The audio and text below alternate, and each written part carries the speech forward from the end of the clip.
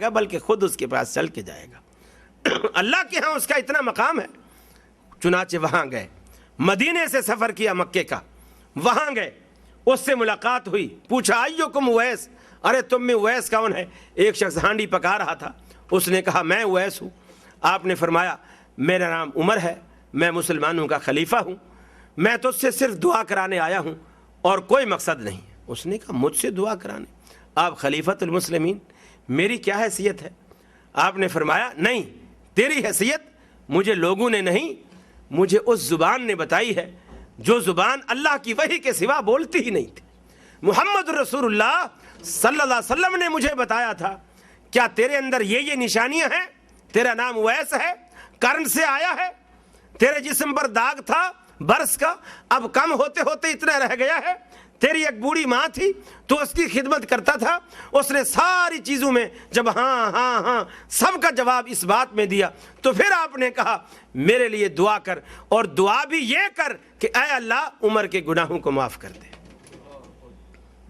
کیونکہ اللہ تبارک و تعالیٰ کے رسول نے کہا تھا اے عمر اگر تیری اس سے ملاقات ہو تو اپنے لیے دعا کروانا۔ اب اللہ تبارک و تعالیٰ نے حضرت اویس کرنی رحمہ اللہ کو یہ جو صلہ دیا ہے، مستجاب الدعوات بنایا ہے، اس کی دعاؤں کو اللہ رد نہیں کرتا، قبول کرتا ہے۔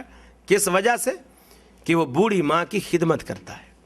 تو یہ جو بوڑھے ماں باپ کی خدمت ہے، والدین کی خدمت ہے، بلکہ ایک حدیث میں آتا ہے رسول اللہ صلی اللہ علیہ وسلم نے فرمایا تیرے والدین تیرے لیے دوزخ بھی ہیں، تیرے والدین تیرے لیے جنت بھی ہیں۔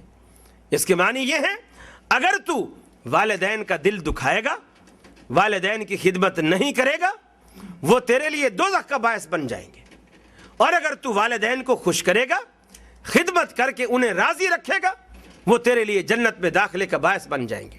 تو یہ اللہ تبارک و تعالیٰ کے رسول نے ہم پر چھوڑ دیا ہے، ہمیں ان کی خدمت کر کے جنت چاہیے یا ان کو رنجیدہ کر کے ہمیں دوزخ چاہیے۔ تو یہ اللہ تبارک و تعالیٰ کے رسول نے ہمیں دنیا میں یہ چیز بتلائی۔ تو ہر اسی طرح دوسری حدیث میں آپ نے فرمایا والد کی ناراضگی میں اللہ کی ناراضگی ہے، اور والد کی خوشنودی میں اللہ کی خوشنودی ہے۔ ایک حدیث میں آپ صلی اللہ علیہ وسلم نے فرمایا، صحابی نے پوچھا اللہ کے رسول مجھ پر سب سے زیادہ کس کا حق ہے؟ آپ نے فرمایا تیری ماں کا، پھر آپ نے فرمایا تیری ماں کا، ثم ایجن یا رسول اللہ، پھر کس کا؟ آپ نے فرمایا تیری ماں کا، چوتھی مرتبہ اس نے پوچھا تو آپ نے فرمایا تیرے باپ کا۔ یعنی ماں باپ کا درجہ ہے، ماں کا درجہ باپ سے اللہ تبارک و تعالیٰ کے رسول کے فرمان کے مطابق زیادہ ہے، اس لیے کہ وہ تکلیف بھی زیادہ اٹھاتی ہے۔ باپ تو صرف پیسے دے کے بری و ذمہ ہو جاتا ہے، باقی ساری تکلیف تو ماں ہی اٹھاتی ہے نا۔ باپ کو کیا پتہ بچے کیسے پلتے ہیں، یہ تو پالنے والی سے کوئی پوچھے نا، وہ تو صرف پیسے دے کے فارغ ہو جاتا ہے۔ میں نے پیسے دیے تھے، ہاں یہ کہہ سکتا ہے ارے کل تو میں اتنا کلو چینی لایا تھا، کل ہی تو ڈبہ دودھ کا لایا تھا، ختم ہو گیا۔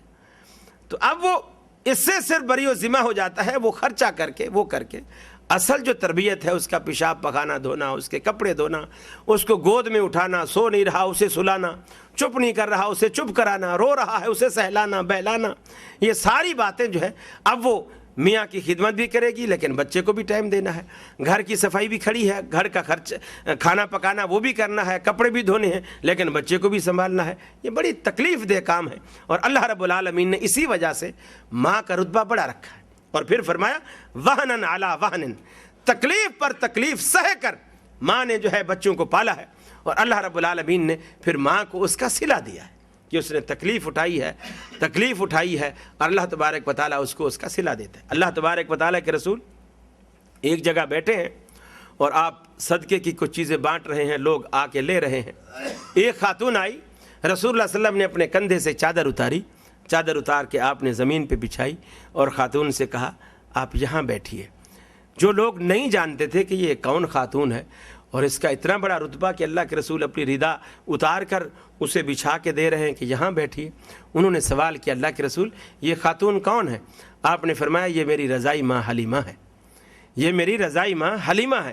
حالانکہ وہ سگی ماں نہیں ہے، صرف اس نے کچھ عرصہ آپ کو دودھ پلایا ہے، لیکن اللہ تبارک و تعالیٰ نے چونکہ اسلامی نقطہ نظر سے رضائی رشتہ بھی سیم ایسا ہوتا ہے جیسے خونی رشتہ، جو چیزیں خون سے حرام ہوتی ہیں رضاعت سے بھی وہ ساری چیزیں حرام ہو جاتی ہیں۔ जिस तरह खून से जिनका आपस में निकाह नहीं हो सकता, रज़ा से भी उनका निकाह आपस में नहीं हो सकता, सेम उसी तरह अल्लाह तबारक व तआला के रसूल की, हालांकि वो सगी माँ नहीं थी, दूध की माँ थी, रज़ाई माँ थी, लेकिन आपने उसको कितना एहतराम दिया, कितना उसकी इज्जत की कि ये मेरी माँ है जिसने मुझे कुछ अरसा तक दूध पिलाया।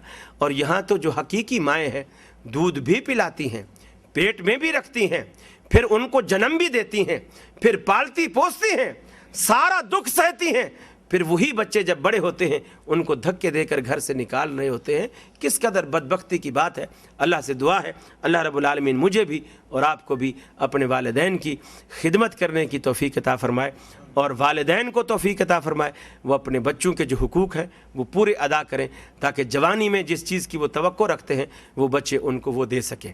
और दूसरी बात, अगर वालिदैन दुनिया से रुखसत हो गए हैं, दुनिया से माँ बाप अगर रुखसत हो गए हैं और हमें इस बात का एहसास अब हुआ है, हम पहले दीनदार नहीं थे अब दीनदार हुए हैं, हमें इस बात का एहसास अब हुआ है कि हमें माँ बाप की खिदमत करनी चाहिए थी, हमने नहीं की, लेकिन अब वो फौत हो गए। एक सहाबी आया अल्लाह के रसूल से, आकर के अर्ज़ की कि अल्लाह के रसूल मेरे माँ बाप मुझसे नाराज़ रहे, सारी उम्र नाराज़ रहे, मैं भी जवानी के ज़ोम में था, मैं यही सोचता रहा कि नाराज़ होते हो तो होते रहो, मैंने भी नहीं मनाया और मैं ये समझता रहा कि कसूर इनका है।